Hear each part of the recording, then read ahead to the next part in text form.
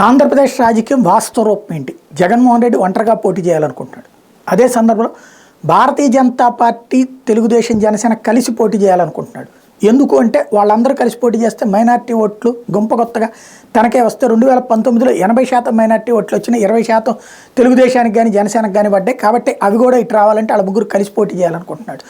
అదే సందర్భంలో తను మాత్రం భారతీయ జనతా పార్టీ పోటీ చేయడు, కానీ నరేంద్ర మోడీతో సన్నిహితంగానే ఉంటాడు, వ్యవహారం నడుపుకొస్తాడు. అలాగే క్రింద స్థాయిలో ఉన్నటువంటి పబ్లిక్ వ్యతిరేకతని కవర్ చేయడానికి నియోజకవర్గాల మార్పులు, ఇది జగన్మోహన్ రెడ్డి తరహా రాజకీయం. అదే సందర్భంలో తెలుగుదేశం పార్టీ జనసేనని కలుపుకెళ్తూ భారతీయ జనతా పార్టీని ఎందుకు కావాలనుకుంటోంది అంటే, భారతీయ జనతా పార్టీ తోడొస్తే కనుక విరాళాలు ఇచ్చే వాళ్ళ సంఖ్య పెరుగుతుంది, అట్లాగే డబ్బు ఉన్నటువంటి వాళ్ళు ఎన్నికల్లో పోటీ చేయడానికి ముందుకు వస్తారు.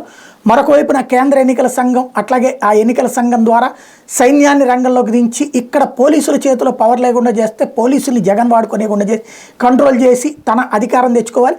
అదే సందర్భంలో భారతీయ జనతా పార్టీ ఇచ్చిన సీట్లతో సర్దుకోవాలి, జనసేన ఇచ్చిన సీట్లతో సర్దుకుని ఓవరాల్గా తన డామినేషన్లో సాగాలన్నట్టు తెలుగుదేశం పార్టీ ఆలోచన. జనసేనకు వచ్చేటప్పటికి ముందు తెలుగుదేశం పార్టీతో వెళ్ళి అసెంబ్లీలో అడుగుపెట్టి కొన్ని సీట్లు సంపాదించి అప్పుడు సరైన ప్రతిపక్షంగా వహించి ఆ తర్వాత ప్రజాదరణ పొంది 2024కి జగన్ని పక్కకు పంపించే చంద్రబాబుని పక్కన పెట్టించేసుకుని ముందుకు వెళ్ళిపోవాలని దాని ఆలోచన. ఎవరి ఆలోచన వాళ్ళదే. ఈ మధ్యలో షర్మిలను తీసుకుని కాంగ్రెస్ పార్టీ తను పుంజుకోవాలని అనుకుంటోంది. ఏం జరుగుతుందన్నది చూడాలి.